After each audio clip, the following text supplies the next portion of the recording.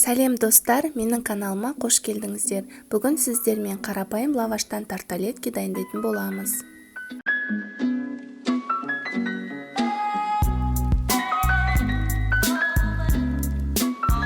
Ол үшін алдымен лаваштарды 10-10 сантиметрде дайындап алуымыз қажет.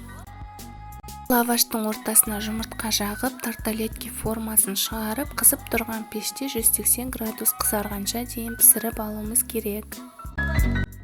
Начинкасын жасау үшін суға піскен жұмыртқа, огурцы, майонез, шпрот балығы керек. Ал сіздер өздеріңізге ұнайтын кез келген начинканы қоса берсеңіздер болады.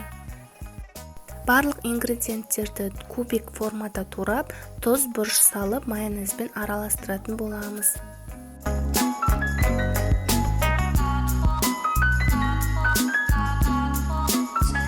Дайын начинкамызды тарталетке сала берсек болады. Біздің тарталеткеміз дайын. Барлықтарыңызға ас болсын. Менің каналыма тіркеліп, лайк басып, пікір қалдыруды ұмытпаңыздар.